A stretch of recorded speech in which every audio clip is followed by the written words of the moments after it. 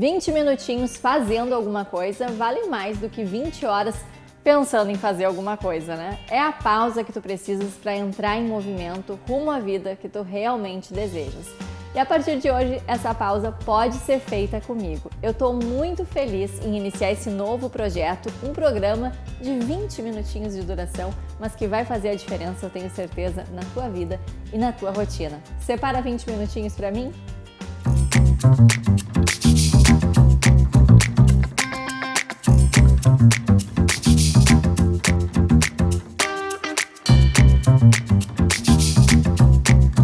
Meus 20 minutinhos começou de uma forma bem despretensiosa, como uma hashtag literária, mas hoje é um projeto de construção de repertório e hábitos intencionais para uma vida com protagonismo. Esse bate-papo chega com diferenciais claros, inclusive em relação ao Blá Blá Blá, o meu podcast, que para quem está se perguntando, volta com tudo também agora nesse segundo semestre, tá? Aqui nesse programa a gente vai ter conversas rápidas, mas ainda assim profundas, de claro, cerca de 20 minutinhos, com entrevistados super interessantes, relevantes, com repertório e ambientações incríveis.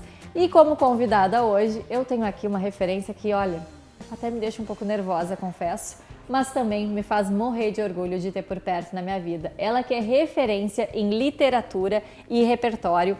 E quando eu penso que a Lu é minha aluna, é minha mentorada, é do meu clube do livro, quando na verdade acho que eu mais aprendo do que ensino, eu fico realmente muito feliz e orgulhosa do que esse projeto tem proporcionado para a minha vida. Então comigo aqui, a Lu Silveira, estreando esse projeto, não poderia convidar outra pessoa, ela que agora já é mais do que tudo isso que eu citei, é uma amiga pessoal, e eu quero contar um pouquinho desse currículo antes de passar a palavra para a Lu, porque ela é professora na área de linguagens há 35 anos, é apaixonada por leitura e escrita, acredita na força da comunicação autoral e no poder das palavras. Eu juro que a gente é parecida, mas não é gêmeas, tá? São só coincidências, né, Lu? A partir da vasta experiência em sala de aula, a Lu aprimorou técnicas de produção e correção que auxiliam na estética textual e na canalização de informações visando a qualidade daquilo que as pessoas desejam comunicar. Além dos trabalhos de revisão textual, é sócia proprietária do Centro de Linguagens Flor de Lis e do Curso Vetor, aqui em Pelotas, no Rio Grande do Sul, nos quais ministra aulas de produção textual, português, literatura e interpretação. É um currículo de peso, mas como eu digo, a gente consegue resumir tudo isso dizendo que ela fala e muito bem sobre livros e que já foi professora de boa parte dessa cidade. Eu não tive essa honra, mas hoje tenho a honra de, humildemente também, ensinar um pouquinho e a gente ter essas trocas tão bacanas durante a mentoria, durante o meu curso e lá no clube. Lu, seja bem-vinda. Muito obrigada, eu agradeço imensamente estar aqui dividindo contigo esse momento inovador. Lu, agora eu prometi pro pessoal que são 20 minutinhos, a gente vai ter que fazer uma gestão do tempo, né? Vamos ter que mostrar que realmente somos mestres em gerir o nosso tempo ali, pro nosso repertório, os nossos 20 minutinhos, porque realmente quando a gente se junta para falar do que gosta, vai longe. Mas eu quero contar para o pessoal esse ambiente incrível onde a gente está inserido, porque se tem coisa que eu acredito que influencia na forma com que a gente aprende, na forma com que a gente dedica o nosso tempo, é a ambientação, né? É o ambiente onde a gente está inserido. Então, hoje aqui a gente está na loja da Criare, do Grupo Realiza, que é uma parceira de longa data do Meus 20 Minutinhos, é a anfitriã, inclusive, de um dos nossos clubes, o de biografia. E vamos combinar, faz toda a diferença um ambiente planejado, com a nossa essência, com a nossa cara, respeitando a nossa personalidade e trabalhando a favor dos nossos objetivos para essa vida tão desejada, tão sonhada e cheia de repertório, né? Lu, esse é o primeiro programa, então, do Meus 20 Minutinhos, né? Estás comigo gravando esse piloto, essa abertura, essa estreia. Eu fico super feliz, como eu dizia, e com certeza vão ter muitas arestas para a gente ajustar. Mas nesse primeiro programa, que vai falar sobre pausas, a gente precisa falar de pausas que a gente adora, né? Tem que fazem todo sentido para a gente e, com certeza, a leitura é uma delas. Então, não tem como eu começar de forma diferente do que te perguntando o que representam os livros na tua vida. Os livros, para mim, sempre foram ferramenta de trabalho. Desde que eu comecei a pensar a minha proposta de inserção no magistério, eles serviram de ferramenta. Só que hoje eles vão muito mais além do que isso, né? Eles conseguem representar diversão, eles me fazem viajar, me dão prazer. Eles têm uma representação muito especial do quanto a mágica da literatura consegue mudar a vida de alguém. Eu acredito nisso, né? Acredito que a inserção de um bom livro num determinado momento da vida de uma pessoa é capaz de fazer ela enxergar o mundo em que ela vive com uma forma completamente diferente. Então, desde que eles surgiram como ferramenta até hoje, a evolução do livro na minha vida é enorme. Agora, tem duas coisas que eu gostaria de te perguntar sobre essa linha do tempo, né? Essa trajetória de vida. Tu lembras dos momentos, primeiro, em que te tornaste uma leitora? Aquela lembrança, né? Qual a lembrança mais antiga da vida que tens com o livro? E o momento em que decidiste realmente ter a literatura como parte do teu ofício? Lembro bem, sim. Lembro da infância ser recheada de livros. É muito estranha até a palavra, talvez a expressão não seja a mais adequada para a maioria das pessoas, mas era a sensação que nós tínhamos em casa, eu e minha irmã, porque nós tivemos uma infância muito humilde. Mas enquanto houvesse a possibilidade de comprar um livro para fazer os nossos dias melhores, parecia que era uma função do meu pai e da minha mãe. Então, as primeiras histórias infantis a que a gente teve acesso, histórias clássicas de criança mesmo, como contos de fadas, histórias da Disney, mas o meu ponto primordial assim, foi mais para a adolescência. Eu me dei conta de que os livros não eram só uma brincadeira, eles eram uma porta para eu conhecer um mundo diferente. E a minha primeira inserção dentro desse universo foi com Érico Veríssimo. Eu devia ter uns 12, 13 anos, não havia literatura infanto-juvenil como hoje, né? Então eu lia, tipo, o primeiro livro do Érico que eu li foi Olhar os Lírios do Campo, que era um livro denso. Nossa. Que tratava justo, né, de uma pessoa, um protagonista masculino dividido e entre duas características totalmente distintas e que parecia muito fora do universo de uma menina do interior. Eu me criei no Alegrete e ter que enxergar aquilo como um mundo novo, né? E eu me encantei por aquele universo, tanto que eu li outras obras do Érico na sequência e depois descobri outros escritores, inclusive literatura que era muito simples de a gente ter acesso, como, por exemplo, os best-sellers da época, como Sidney Sheldon. Mas me tornar professora de literatura foi desde a primeira aula na Faculdade de Letras, em que eu percebi, a primeira aula de literatura. Olhei para a professora e pensei, é isso que eu quero fazer na minha vida. Eu quero contar histórias. E aí, curiosamente, agora há pouco, foi um dos últimos livros que eu li, do Ailton Krenak, né, ele fala sobre formas que a gente encontra de adiar o fim do mundo, né? São histórias para adiar o fim. Ele comenta algo que eu achei incrível, um tipo de provocação que ele fez, né? Que enquanto a gente tiver uma boa história para contar, a gente está sempre adiando o fim. E aí eu me sinto exatamente assim. Faz, sei lá, mais da metade da minha vida eu dou aula de literatura. E a impressão que eu tenho é que toda vez que eu conto uma boa história, que eu atinjo o meu aluno, eu estou adiando o fim. Eu estou sempre trazendo para eles algo que era lá do passado em relação com aquilo que ele está vivendo hoje. Eu acho de uma beleza que não tem igual, não encontro, acho que nenhuma outra profissão me deixaria tão feliz, tão satisfeita do que exatamente essa que eu tenho. Agora, eu comentava com a Lu antes aqui, que eu estava até nervosa, né? Falei acho que um pouquinho para vocês também no início, porque se tem algo que deixa as pessoas nervosas, Lu, é estar perto de uma professora de português ou de uma psicóloga. Porque a gente sempre pensa que o psicólogo está nos analisando e a professora de português está nos corrigindo em pensamento ou até verbalizando, né, aquela correção. Vocês fazem isso? Conta pra gente. Não, eu não faço, pelo menos eu não faço. Sabe que eu até já fui mais preciosista do que eu sou hoje. Eu acho que a maturidade faz isso com a gente, né, de proporcionar visões diferentes sobre universos muito distintos, né? Então, à medida que eu fui evoluindo, que eu fui amadurecendo, eu fui me dando conta de que o preciosismo ele me afasta das pessoas. Então, eu não fico controlando nem textos escritos. As pessoas têm medo de me mandar o WhatsApp, meus alunos, né? Medo de mandar o WhatsApp e eu achar defeitos. E eu não fico fazendo esse tipo de correção. Tem coisas que, obviamente, chamam a atenção. E eu fico pensando muito qual é o meu papel nesse conjunto todo, né? Não é ficar encontrando defeito, é tentar encontrar mecanismos de auxiliar as pessoas para resolver as dificuldades que elas têm. Que eu acho que não tem coisa mais triste do que tu evitares de fazer uma postagem, do que tu evitares de te manifestar verbalmente em algum momento da tua vida profissional, por exemplo, por vergonha, por medo de errar.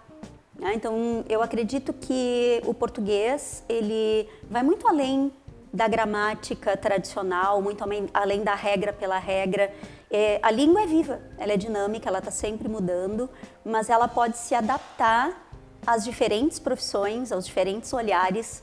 Então, eu pretendo ainda criar alguma coisa nesse sentido. Eu tenho projetos assim de tentar ajudar as pessoas a se sentirem melhor em relação, principalmente os adultos hoje, a se sentirem melhor em relação ao uso da língua portuguesa na sua vida, mas sem nenhuma preocupação com estou controlando, estou observando. E Lu, dá para aprender português com o conceito dos meus 20 minutinhos? Dá sim. Eu acredito. Aprimorar, de repente? Sim, né? Aprimoramento, é bem por aí.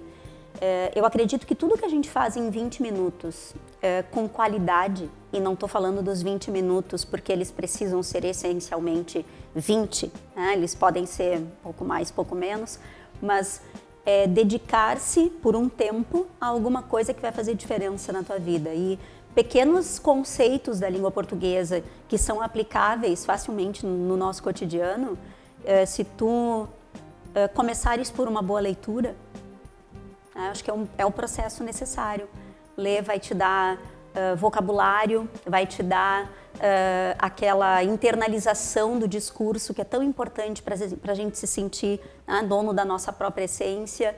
E 20 minutos por dia fazendo uma boa leitura ou recuperando alguma coisa, né, de conceito que em algum momento tu perdeste porque, sei lá, o teu ensino médio não foi lá muito bom, né, que tu podes angariar como conceito, como conteúdo para a tua vida, eu acredito que é muito fácil de fazer. Dá sim para fazer.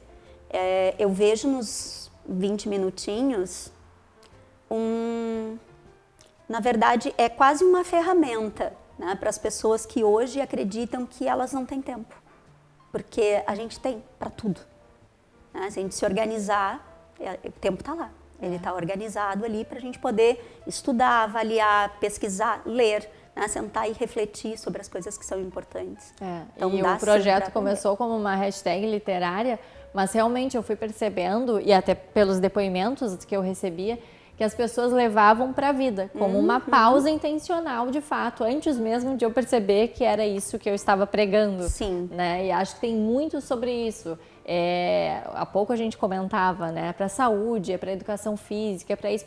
É tirar uma pausa para realmente, eu quero uma vida mais longeva, vou buscar mais saúde, né? Vou fazer meu exercício, vou me alimentar bem, eu quero uma vida com protagonismo, eu quero uma autoestima para poder falar nos lugares, numa entrevista de emprego, num podcast, no que for, eu vou ler mais. Então, são pausas realmente intencionais, né? Lu, agora voltando um pouquinho para a leitura, eu tenho curiosidade em saber como são os teus 20 minutinhos. Sei que tu não precisava deles para usar como desculpa para ler, mas eles se estendem ou tu ficas realmente nos 20? É muito difícil responder diretamente essa pergunta, mas vou tentando ser o mais sucinta possível. Eu nunca me preocupei com o tempo para a leitura, mesmo assim. Mas os 20 minutinhos, até eles surgirem enquanto aquela hashtag, né, que entrou na minha vida, assim, é uma saída, eles me ajudaram muito a formar a minha agenda, a me preocupar com a minha rotina diária e nela inserir aquele espaço. Então, antes era quando dava, agora não. Agora, é lógico que às vezes ultrapassam os 20, mas são pelo menos os 20. Em algum momento do meu dia, que está lá marcadinho na minha agenda, dependendo do dia da semana, eu sei que 20 minutos eu vou ter para sentar e ler. Então, legal, isso foi ganharam uma muito bom. intencionalidade. Sim, né? Exatamente. Outra questão que eu quero muito que a gente aborde por conta da tua prática, da tua experiência, é em relação aos adolescentes. Os meus filhos têm só 5 anos, mas ansiosa que sou, já me preocupo desde então. Como tornar essa questão da leitura mais leve, né? Para aquele pai, para aquela mãe que nos escuta, avô, dindo, ou para os próprios professores que querem trazer isso como repertório para suas aulas, mesmo daqui a pouco nem sendo professores de literatura de fato. Sabes que, mais uma vez, eu vou dizer algo que eu repito, se não diariamente, semanalmente para os meus alunos. Eu acredito que a gente educa pelo exemplo. É uma coisa que existe na minha vida desde sempre, né? Eu aprendi a ter gosto pela leitura porque dentro da minha casa havia livros. A gente podia não viver tão bem, mas havia livros. Meu pai era um excelente leitor. A minha avó me presenteava com livros, ainda que não lesse, né? Mas o livro estava presente. A minha filha cresceu no meio de livros. Minha filha cresceu num espaço que era a minha biblioteca e ela adora ler até hoje, tanto que um dos projetos dela é justamente, hoje ela tem 25, é tentar fazer alguma coisa no digital voltado para o universo dos livros, porque é um mundo que a cerca desde sempre. Então, para um pai ou uma mãe hoje tentar deixar a literatura leve dentro de casa, a literatura tem de existir dentro de casa. Isso não é uma realidade. Tem uma charge que eu adoro, que eu uso muito em aula, que é o banco de uma praça, tem uma mãe e um menino sentados lendo um livro e ao lado uma outra mãe com um outro menino com o celular na mão. E a mãe com o celular pergunta para a outra, como tu fazes o teu filho ler? E na verdade, só vês a carinha da mãe do livro olhando para ela como, né, quem olha para o celular e diz como, né, que tu vai estimular com o exemplo que tu estás dando. Então, se o livro não existir dentro das casas, se ele for uma obrigação da escola, na época de um projeto de leitura, e a família não dá valor para aquele volume que está ali, e vai se livrar dele logo que passou aquele projeto, não cultiva o livro e o objeto como algo que vai trazer conhecimento, que vai agregar valor, não tem como ser leve, né? Pode uma aula ser muito boa. Eu, por exemplo, de acordo com os meus alunos de sempre e os de agora, eu sou uma contadora de histórias e de acordo com eles eu sou muito boa contadora de histórias. Então, se eles não têm bons contadores de histórias em casa, eles precisam ter pelo menos o objeto que vai gerenciar esse contar histórias no mundo deles, né? E se ele não existe, não tem como isso funcionar. Tu sabes, me conheces já tem um tempo, que Marília Gabriela é uma das minhas principais referências, Moça, né? inspiradora. Inspiradora até hoje. Então, ping-pong é lá, Marília Gabriela, topa? Vamos lá, topo. Livro preferido? O Pequeno Príncipe. Sabe. Autor que mais leste? Machado de Assis, sem dúvida. Livro que surpreendeu demais? Surpreendeu. A Sombra do Vento, do Zafón. Um dos maiores. Livro que te fez outra pessoa? Essencialismo. Eu também. Mudou a minha forma de pensar. Legal. Já leu Sem Esforço? Estou lendo. Sem esforço. Livro que te fez chorar? O Caçador de Pipas. Livro que te fez rir sozinha? Rir sozinha. Nossa, rir sozinha. É muito difícil. É difícil um livro fazer rir porque eu não sou uma pessoa que leio coisas engraçadas. Eu tenho dificuldade, inclusive, para livros que provoquem graça. Mas certamente eu ri muito com qualquer livro da... É uma série que não vou nem me lembrar, mas tem um que me fez rir muito por causa da protagonista, Orgulho e Preconceito. Muito. Para mim ela era fenomenal. É verdade. E li mais de uma vez por causa da protagonista. É divertido. Repertório preferido além da literatura? Música.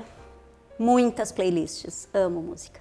Música, não sei viver sem. Playlist do nosso sebo. Sim, funcionando há muito. Vou ver se rola, Alisson, colocar o link pro pessoal, porque vale muito. Ficou boa. Tem cada preciosidade. Nossa! Uma pausa que não abres mão? A da leitura. E para finalizar, um livro que todo mundo deveria ler. Um livro que todo mundo deveria ler. Qualquer dos grandes clássicos. Em algum momento, eu acredito que todas as pessoas tinham que se debruçar em um grande clássico. Podia ser desde um clássico como um russo, um Dostoiévski, mas podia ser tipo um Érico Veríssimo com O Continente, né? Uma parte, não precisa ser toda a saga do Tempo e o Vento, mas uma parte dele para entender o que é a grandeza da criação. Porque os escritores são A gente viu isso há pouco, o próprio Machado de Assis entrando na lista dos mais vendidos graças a uma americana influenciadora, né? Exatamente. Olha, impressionante. E muitos brasileiros comprando por conta dela, inclusive. Inclusive né? no nosso sebo, não parava Machado. É verdade, é verdade. E o primeiro que ela falou foi Memórias Póstumas de Brás Cubas, um dos poucos livros que eu li 2 vezes na vida, e vou para a terceira, porque foram fases diferentes da minha vida, acho que super vale a pena. Com certeza. Lu, um prazer te ter aqui com esses 20 minutinhos. A nossa ideia é realmente fazer com que as pessoas tenham essa pausa com a gente para aprender, para refletir, para realmente tirar essa pausa intencional para se colocar em movimento.